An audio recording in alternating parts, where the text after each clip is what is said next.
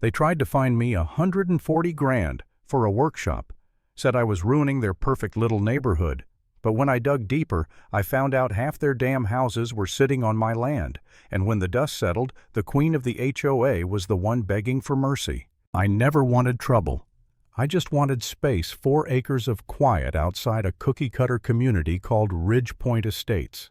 Beige houses, manicured lawns, people who wave with one hand and call code enforcement with the other. My property wasn't part of their world. No HOA fees, no rules, no committees deciding what color my mailbox had to be. 5 years after I bought it, I built a workshop behind my house. Cedar siding, pitched roof, rustic green trim. I poured the concrete myself, laid every plank, even added noise insulation out of courtesy. It was my dream, a place to tinker, build furniture, maybe fix up the old Mustang rusting in the barn. A week after I finished, I came home to a piece of paper duct taped to my gate. Violation notice. Remove unapproved auxiliary structure. Signed, Karen Westbrook, president of the Ridge Point HOA.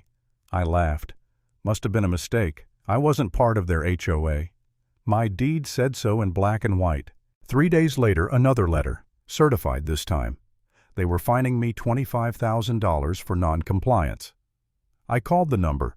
Some chirpy woman on the line told me all properties bordering our community are expected to align with the aesthetic code. I said, "Lady, I'm not in your damn community."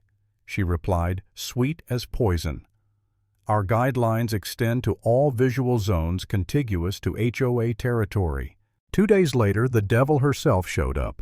White SUV, pastel suit, clipboard in hand. She didn't knock, just walked through my gate like she owned the place. "You must be Edward," she said, wrinkling her nose. "Ed," I replied, "and you are Karen Westbrook, Ridge Point HOA president." "Ah," I said, "so the duct tape was your signature." She gave me that tight smile.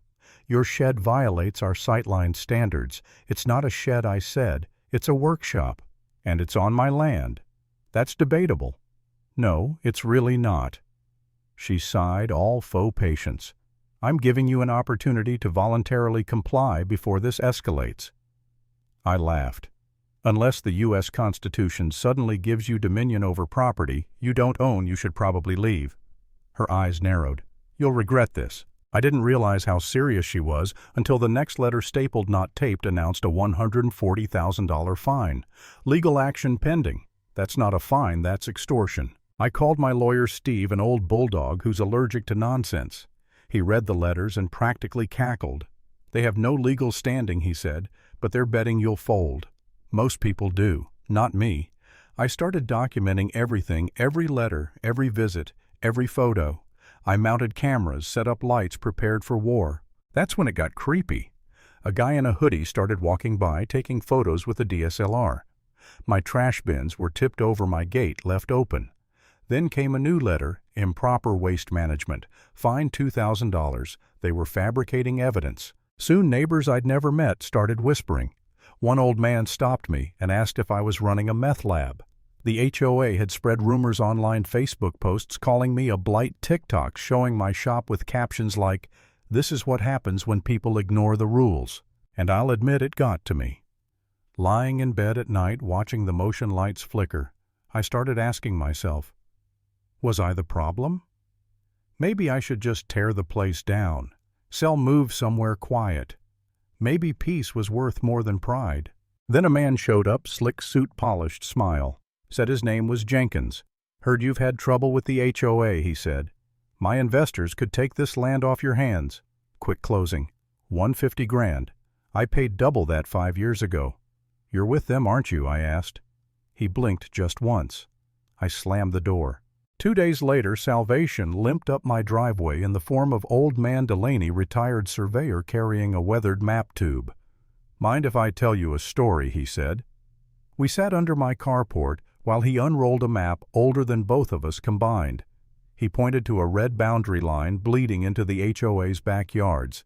"This here," he said, "is your land. The developer never bought the back parcel. Half those homes are built where they shouldn't be." I stared at him. "You're saying those houses?" "Yep, been sitting on your property for decades." I called Steve that night. Within 48 hours, we had a professional surveyor drones GPS all of it. When the report came in, I nearly dropped it. 5 houses encroaching on my land, one more than 12 feet over the line. Right about then, Karen filed a lawsuit against me, claimed my workshop violated zoning aesthetics. I showed up in court wearing clean jeans and my best poker face. Karen strutted in like she was walking a runway. Her lawyer started with all the buzzwords, community harmony, property values, blah, blah, blah. Then Steve stood. "Your Honor, my client's land is not and never has been part of Ridgepoint Estates. The HOA has no authority here." He laid the deed survey maps, satellite images on the bench. The judge took one look and sighed. "Plaintiff's claim dismissed. All fines void." Karen's jaw clenched so hard I thought her teeth might shatter. Steve leaned over and whispered, "Round 1. Back home we went on offense, filed complaints with the county zoning board and the tax assessor attaching the survey that proved Ridgepoint's houses sat on my land. Then we sent the HOA a letter demanding $400,000 in retroactive rent for 12 years of unauthorized use. 2 weeks to respond. The board exploded. Karen called an emergency meeting.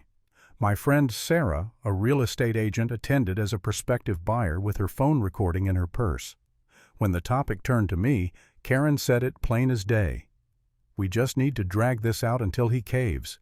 People like that don't want to fight. Make it miserable enough and he'll fold. We've done it before." She had no idea she'd just signed her own death warrant. Next, the city inspectors arrived, zoning code enforcement, tax assessment.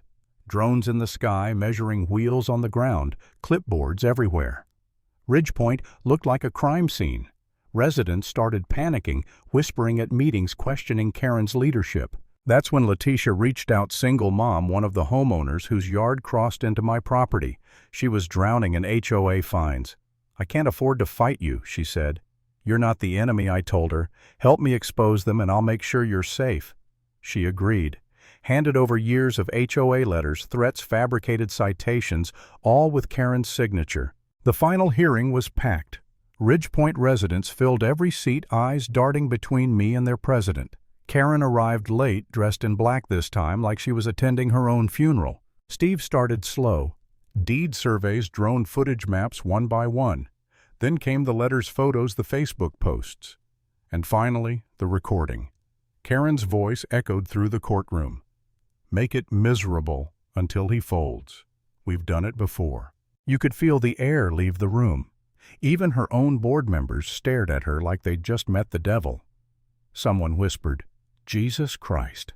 Karen's lawyer tried to argue context, claimed I was exploiting technicalities. The judge wasn't having it. "This is not about aesthetics," he said. "This is about abuse of power and deception on a remarkable scale." The verdict hit like a hammer. The HOA was ordered to pay me damages for illegal land use, all enforcement actions voided, full reimbursement of legal fees, mandatory audit under county supervision, and Karen personally named for reckless and retaliatory conduct. She didn't speak, didn't look at me, just stared at the table, shoulders slumped. The fight drained out of her. Outside reporters swarmed. Neighbors avoided my eyes. Steve clapped me on the shoulder. "It's done," he said. "She'll quit before they fire her." He was right. 2 months later, Ridgepoint elected a new board. Karen vanished. Rumor said she moved to Arizona, maybe working part-time, yelling at kids about fertilizer. Fitting. The neighborhood changed after that. People waved. A bottle of bourbon showed up on my porch with a note. "Thanks for not suing me." I didn't gloat. Not out loud. Then one morning Sarah called. Guess whose house just went on sale cheap? I didn't even have to guess. Karen's. I bought it quietly through Sarah's firm. Fixed it up, repainted the door. A week later I got a letter addressed to the new resident of 14 Vista Row. Inside, a welcome packet from the Ridgepoint HOA. And a fine. "Your door color does not meet community standards." I laughed so hard I almost spilled my coffee. At the next HOA meeting, I walked in letter in hand and took the empty seat at the front, the one with Karen's nameplate still faintly visible. Sometimes justice doesn't come with applause. Sometimes it just hands you the keys to the chair your enemy used to own.